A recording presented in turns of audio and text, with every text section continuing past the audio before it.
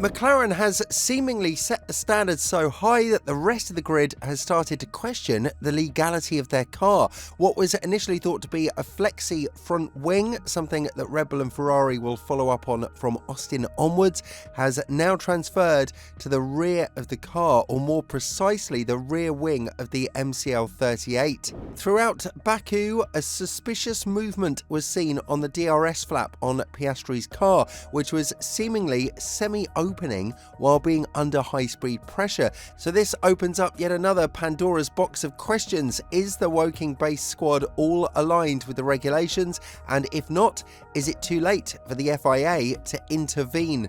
It's safe to say that the team to beat in the remainder of 2024 will be McLaren. And now that they've taken the lead in the Constructors' Championship, it's obvious that retaking it back from Red Bull's side or challenging it from Ferrari's side will be more or less impossible. With 4 wins in 2024, many fans are in complete awe as to how a team that was able to win such a small number of events is now in contention for both championships. But here we are, and the answer is the upgrades of the car.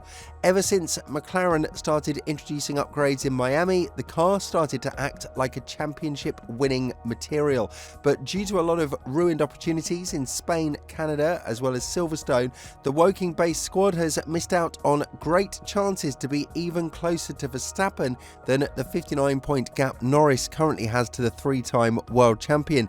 But in the second half of the season, or more precisely from Zandvoort onwards, McLaren have introduced yet another package that seemed quite impossible to beat. Norris made a statement win on Verstappen's ground and finished 21 seconds ahead of him, while Piastri won in Baku, successfully defending against Leclerc for 30 laps without having DRS assistance. Now, the latter part of that sentence is what we're going to keep our attention on for the vast part of this video, because not having DRS in Baku and being chased by a car that has one is more or less a secured loss for you. The long delta that is just over 2 kilometers proves to be deadly if you're ahead without any car providing at least a tow, if not DRS assistance, and you have a challenger behind you with an open flap and a 10 to 20 kilometer an hour advantage.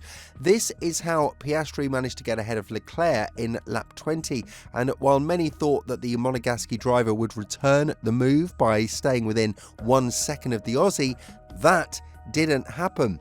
There is, however, very interesting evidence that shows how the DRS flap, a part of the rear wing of the MCL38, moves under certain circumstances, such as when it's being loaded with more speed. The entire point of the DRS flap is to shed more drag from the car when being opened and add more speed to the car as a consequence. However, in order for it to be opened, the car needs to be within a second of the challenger ahead.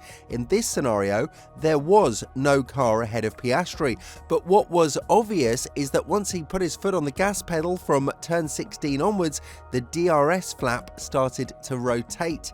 In this proximate picture, you can compare the DRS flap when it's not being loaded with a maximum amount of speed available compared to when it is. And if we're to put things in perspective, it does look like the MCL38 kind of has a semi-DRS when there are no cars ahead. This could be a vast explanation as to why Leclerc found it so tough to launch an attack on Piastri for more than 30 laps, and even with him having a top speed advantage and a package that was seemingly better throughout the entire weekend, the Monegasque driver failed to capitalise on yet another pole position in his career.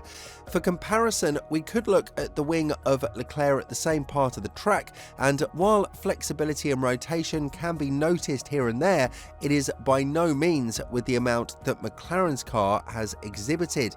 This comes right after the Woking-based squad had a lot of fingers pointed at them for implementing the flexi front wing of the car that saw the upper flaps move under certain circumstances, which is prohibited by the rules. But when the FIA launched an investigation on this matter, their response was quite vague. As of now, it's legal, and even if it's not, we can't implement any action for the remainder of 2024. Therefore, if we see a massive change in 2025, we'd know that McLaren have, at very least, exercised a great loophole in the rulebook that allowed them to not just compete but probably win at least one of the 2 championships on the table. If we are to look at this picture, we would see that the speed difference compared to an open and closed DRS flap is the smallest one with the MCL 38, while it's the largest one with the RB20. This shows that the flexibility of the DRS flap that McLaren has is clearly the highest on the grid, and while that isn't necessarily illegal, it's a matter in which the FIA should have a proper look, because it creates a sort of mini DRS that enabled Piastri to defend successfully against Leclerc for so long. The direction in which the FIA moved with the front wings has urged both Red Bull and Ferrari to follow the path that McLaren has paved in front of them, and in Austin it's very likely that we're going to see a bit more of the flexible front wings on the RB20 as well as the SF24. This is something that was confirmed by both Horner and Vasseur, who were the first ones to blame not just McLaren but also Mercedes for having such a type of wing, because according to these team principles, this was strongly prohibited by the rules and there was no way around it. Yes, Red Bull have also found themselves in a similar situation last year when they were accused of wearing the plank much more than the allowed limit, but when the rules were introduced in Spa, nothing actually changed in terms of dominance. As a matter of fact, the team that accused them, Mercedes, have taken a step down in performance, so they have somehow shot themselves in the foot with this accusation.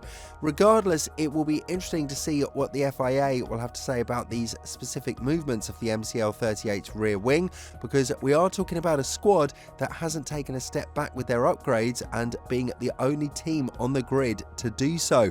Even if we ignore the downfall of Red Bull, who have gone in a very different direction with their car, both Ferrari and Mercedes have met hurdles when trying to introduce more upgrades to their car. But according to Andrea Stella, the reason why his team hasn't done so isn't just because of the excellent technical restructure that's happened in the past couple of months, but also because of the fact that they were very patient with their upgrades. When talking about it, Stella said, "We haven't brought a significant upgrade since Miami. The next relevant upgrade, not as big as Miami, was in Zandvoort, and it didn't involve the whole floor, it was just a detail. It was some other areas of the car. But there is a reason why we haven't brought some upgrades, because we see that, had we press the go button, we might have had some doubts when these parts were tested full scale on the real car. So we are taking our time to convince ourselves that the development is mature enough to be taken trackside." Of course, it's worth mentioning that McLaren are enjoying the luxury of having the most amount to spend in the wind tunnel from the top 4 teams, considering the fact that they finished 4th last year in the Constructors' Championship. This means that they can test their upgrades a lot more thoroughly than, for comparison, Red Bull, who not only have a limited amount of wind tunnel running due to the sporting penalty, but are also implementing these runs in a facility that is now 70 years old. On the other hand, McLaren is doing it in a brand new wind tunnel in Woking, one that operates under a restructured technical team led by senior engineers like Rob Marshall and Peter Prodrumo. It will be interesting to see what the response from other teams will be, because the old saying of "if you cannot beat it, join it" is very likely to be applied now from Austin onwards, where Horner has openly talked about implementing a front wing that will be a lot more flexible than what they have right now. Still, to believe that all of the RB20's missing performance is in this part of the car is a bit far-fetched, because as Verstappen said, the car bleeds out performance on many fronts and it's not something that can just be fixed overnight. The only worry that the Woking-based squad has right now is whether or not Norris has matured enough to challenge Verstappen for the championship in the drivers category, because in a damage limitation race in Baku, the Brit managed to finish ahead of Verstappen and cut down 3 additional points. But had he performed better on Saturday, the difference would have been much smaller by now.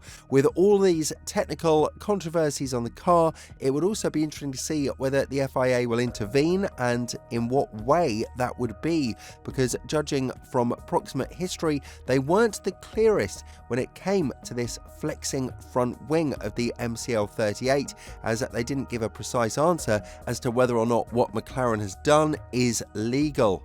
With all this in mind, do you think that McLaren's illegality is written all over their car? And if so, do you think that there's a way to stop this by the end of the season? Let us know down in the comments below, and once you do that, have a look at the video that's appearing on your screen right now.